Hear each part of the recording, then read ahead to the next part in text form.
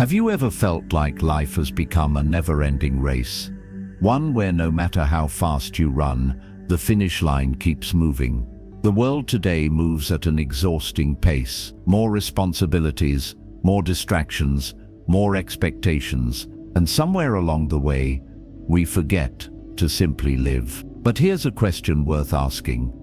When was the last time you felt truly at peace? Not because you achieved something or acquired something new, but because you simply were fully present, free from the weight of wanting more. We are taught that happiness is something we must chase. More money, more possessions, more success. But what if everything we've been told is wrong? What if peace, fulfillment, and joy have never been about having more, but about needing less? Buddhism offers us a beautiful truth.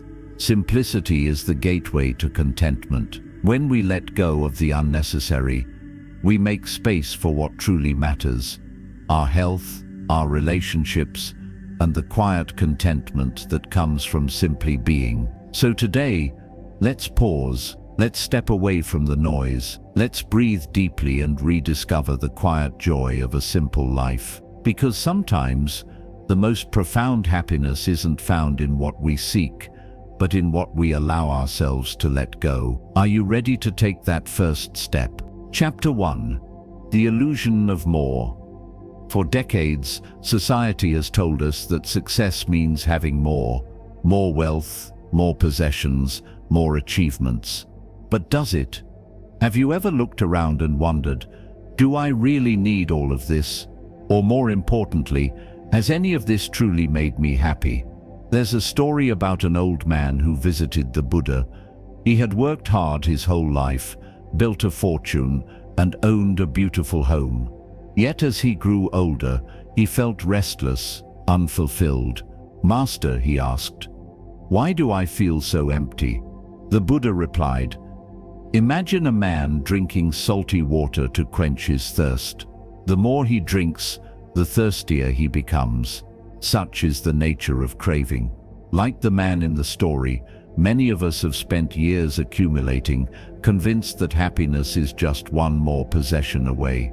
But what happens when we reach a certain age, look back, and realize that all these things we worked so hard for, big houses, luxury cars, closets full of clothes, have not filled the void inside us? Margaret, an 82-year-old woman, spent her life collecting things. Every room in her house was packed with furniture, trinkets, and souvenirs from decades past. Each item carried a memory, but instead of bringing her joy, they made her feel trapped. One day she sat down in her favorite armchair and realized that she barely had space to breathe. The very things she once cherished had become her burden. They required dusting, maintenance, and careful storage. Instead of enjoying her golden years in peace, she spent her time worrying about things, whether they would break, whether they were still valuable, whether anyone would want them when she was gone. One afternoon, Margaret made a bold decision. She started going through her belongings, not just to organize but to let go. She donated furniture to a family in need, gave away her books to the local library, and passed down heirlooms to loved ones. As she decluttered, something remarkable happened. She felt lighter. It wasn't just her home that had more space, it was her heart. And with each item she released, she found herself smiling more, sleeping better, and feeling truly free for the first time in years. Margaret's story is not unique. Many people spend their whole lives accumulating, believing that more will make them happy, only to find that the weight of it all holds them back. The truth is, possessions may add comfort, but they do not add meaning. The secret: learning when to stop accumulating and start appreciating. So take a moment. Look around your own space. Are you surrounded by things that bring you joy, or things that keep you tethered to the past? What can you let go of today to make room for peace? Chapter 2. The Beauty of Less. There is an ancient Zen saying, "When the house is clean, the mind is at peace. Simplicity is not about having less, it's about having only what truly brings you joy. Imagine your life like a garden. If it's overgrown with weeds, the flowers struggle to bloom. The same is true for our minds and our homes. When we declutter, both physically and emotionally, we create space for what truly matters. There was once a retired teacher named Henry. For decades, he had poured his heart into his students, filling his days with lessons, books, and knowledge. When he finally retired, he found himself surrounded by stacks of papers, dusty notebooks, and shelves upon shelves of textbooks he no longer read. At first, he felt comforted by them. After all, they were symbols of a life well spent. But over time, the weight of those objects became burdensome. His small study felt suffocating, and his mind, once sharp and free, was now cluttered with a lingering attachment to the past. One day, Henry decided to begin letting go. At first it was difficult. Each book felt like a memory, each paper a fragment of his identity. But as he donated books to a local school and passed cherished stories to younger teachers, something remarkable happened. He felt lighter. His mind felt clearer. His study, once cramped and overflowing, became a place of peace, a space where he could simply be, rather than be surrounded by what was. A wise monk once said, "The richest person is not the one who has the most, but the one who needs the least." Letting go of excess doesn't mean losing, it means gaining freedom. Margaret, a widow in her late 70s, learned this lesson in a different way. After her husband passed, she kept everything exactly as he had left it. His clothes remained in the closet, his old tools sat untouched in the garage, and even his chair at the dinner table was never moved. For years she clung to these objects, believing they kept his memory alive. But deep inside, she knew they also kept her from moving forward. One day her granddaughter came to visit. The little girl, full of curiosity, asked, "Grandma, why do you keep all these things if Grandpa isn't here to use them?" The innocent question struck Margaret's heart, like a bell ringing in an empty hall. That evening, she sat alone and truly saw her home for the first time in years. It was filled with love, yes, but also with an overwhelming sense of holding on. The next morning, she began making changes. She donated her husband's clothes to a charity that helped veterans, knowing he would have wanted that. She gave his old tools to a neighbor who loved to fix things, and as she let go, she realized something beautiful. Her memories of him were not in those objects. They were in her heart, and her heart, now unburdened, had more room for joy. What can you let go of today? Maybe an old regret, an object you no longer use, or a worry that no longer serves you. Simplicity is not about lack. It is about focus. It's about making space for what truly brings peace, and learning that in letting go, we often find what we were looking for all along: freedom. Chapter 3. Letting Go. The Art of Emptying the Cup. A student once visited a Zen master, seeking wisdom. The master poured tea into the student's cup until it overflowed. "Why do you keep pouring?" the student exclaimed. The master smiled. "Like this cup, your mind is too full. Before I can teach you, you must first empty your cup." This simple story holds a powerful truth. Many of us go through life carrying so much: memories of the past, regrets we can't change, worries about the future, and even material possessions that no longer serve us. We cling to things, ideas, and emotions because they feel familiar, but in reality they weigh us down. The more we hold on to, the heavier our hearts become. But when we learn to let go, we create space for peace, clarity, and new beginnings. There was once an elderly woman named Eleanor who spent her life collecting fine china. Each delicate plate and teacup had been carefully chosen over the years, displayed proudly in her glass cabinet. Every time she traveled, she brought back a new piece, convinced that each addition made her home feel richer, more beautiful. But as the years passed and her children moved away, Eleanor began to feel a strange emptiness. Her home was full, yet her heart was heavy. The china, once a symbol of joy, now felt like a burden, delicate, breakable, requiring constant care, yet rarely used. One day, her granddaughter came to visit. The young girl, full of innocence, ran to the glass cabinet and pressed her tiny hands against it. "Grandma, why do you keep all these plates if we never use them?" The question lingered in the air, gentle yet profound. That night, Eleanor sat in her quiet living room, staring at the cabinet. What was she really holding on to? Memories, a sense of identity, the illusion of permanence. The next morning, she made a decision. She took out her favorite teapot and matching cups, called a few friends, and invited them for tea. For the first time in years, the fine china was used, not just admired from behind glass. Laughter filled the room as stories were shared over steaming cups of tea. As she poured, she realized something. She had been waiting for the right occasion to enjoy these things, but in doing so, she had let life pass her by emptying her cabinet, by using what she had rather than storing it away.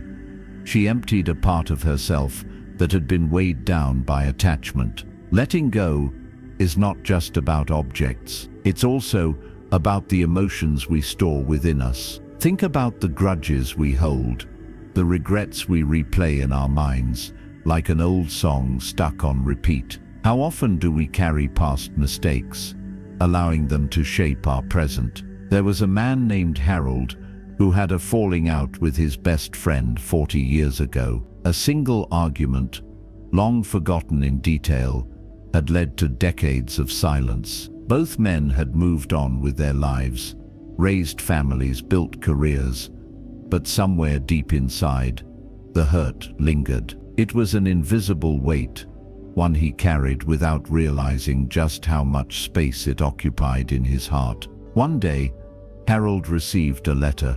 His old friend had passed away, and just like that, the opportunity for reconciliation was gone. He sat in his chair, staring at the letter, realizing he had spent years carrying something that no longer mattered.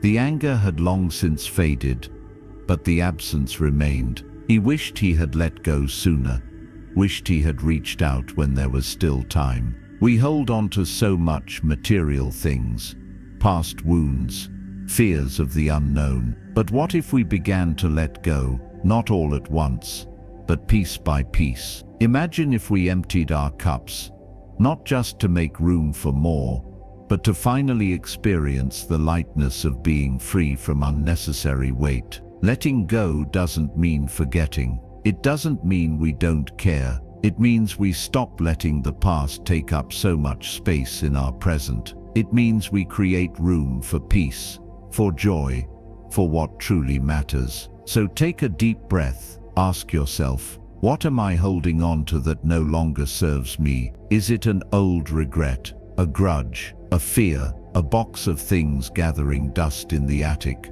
Whatever it is, know this: when you release, you don't lose, you gain. You gain space, you gain freedom, and most importantly, you gain the ability to be fully present in the life you have right now. Empty the cup, let go, and see what beautiful things begin to flow in. Chapter 4. Finding joy in simple moments. As we grow older, we realize that the happiest moments are not grand or extravagant. They are simple, sitting quietly with a loved one, feeling the warmth of the sun on our face, or enjoying a favorite song from our youth. These small, fleeting moments often carry more meaning than any material possession or grand achievement ever could. Buddha once walked with his disciple when they came across a beautiful lotus flower. The Buddha simply stood and admired it for a long time. Finally, he said, "To see beauty, one must first learn to stop. But how often do we truly stop? In the rush of life, we convince ourselves that happiness is something we must chase, something waiting in the future. We are told that joy comes from big milestones, from success, from attaining more. Yet when we look back on our lives, what do we cherish most? It is rarely the things we owned or the accolades we earned. It is the moments, those quiet, ordinary moments, that made us feel truly alive. There was once an old man named Samuel who had spent his entire life working tirelessly to build a successful business. He had traveled the world, owned a large house, and had everything he thought would bring him happiness. But as the years passed and his body slowed down, he began to notice something unsettling. His memories were filled with transactions, deals, and deadlines, but he struggled to recall the last time he had simply been in a moment. When was the last time he had watched a sunset without checking the time? When was the last time he had truly listened to his wife's laughter, not just heard it in passing? He couldn't remember. One afternoon, Samuel sat on his porch and watched his grandson play with a stick in the dirt, completely engrossed, laughing as if the world had given him all he ever needed. No toys, no gadgets, just a child, a stick, and the endless imagination of youth. Samuel felt something stir inside him, a deep longing for that same kind of joy, the kind that doesn't come from acquiring, but from being present. From that day forward, he made a choice. He put away his phone when he was with family.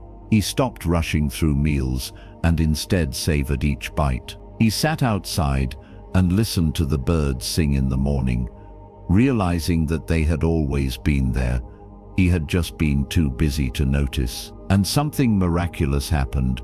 Life, in all its simplicity, became beautiful again. How often do we pause to admire the simple moments? How often do we sit and let ourselves feel, without distraction, without worrying about what comes next? The truth is, joy isn't something we need to find. It is already here, waiting for us to slow down and notice it. A woman named Evelyn once shared a lesson her mother taught her.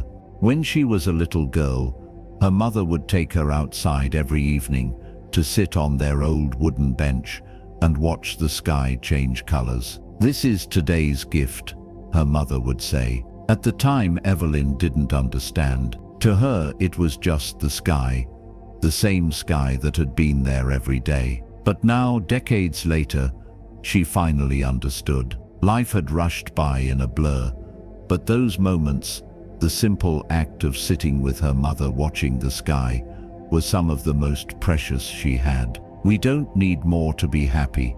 We just need to notice more. When we practice gratitude for what we have, we discover we have more than enough. The warmth of a cup of tea in the morning, the feel of grass under our bare feet, the way the wind rustles the leaves, these are the things that make up a life well lived. So take a deep breath. Look around. What simple joy is waiting for you in this very moment? Maybe it's the comfort of a familiar voice, the taste of your favorite meal, or the laughter of a grandchild. Let yourself slow down enough to truly see it, to feel it, because in the end, these are the moments that matter most. Conclusion. Living with intention. Simplicity is not about having less.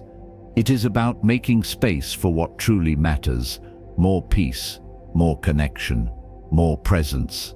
It is about removing the noise so that we can finally hear what our hearts have been trying to tell us all along. As we walk through life, we accumulate so much, not just objects, but emotions, expectations, and worries that cloud our ability to be fully present. But what if, just for a moment, we allowed ourselves to let go, to release the weight of the past, the fear of the future, and the pressure to always have more? What if we gave ourselves permission to simply be? So take a deep breath. Ask yourself, what can I let go of today to make room for joy? Maybe it's an old grudge that no longer serves you, a restless mind that keeps you from peace, or a space in your home filled with things you no longer need. Letting go is not a loss, it is liberation. It is choosing to make space for lightness, for clarity, for a life lived with intention rather than obligation. There is a beauty in simplicity, in slowing down enough to notice the small miracles that have always been there. A warm sunrise, the laughter of a grandchild, the quiet rhythm of your own breath. These are the moments that make life rich, not the things we own, but the depth with which we experience them. As you step away from this video, I invite you to take this wisdom with you. Live with intention, cherish what truly matters, and most of all, embrace the simplicity that allows you to find joy in the ordinary. If this message resonated with you, I encourage you to join our journey of mindful living. Subscribe to Quiet Wisdom and continue exploring the path to inner peace. And remember, peace is not something to chase. It is something to welcome. May you find joy in the simple, peace in the stillness, and fulfillment in the here and now.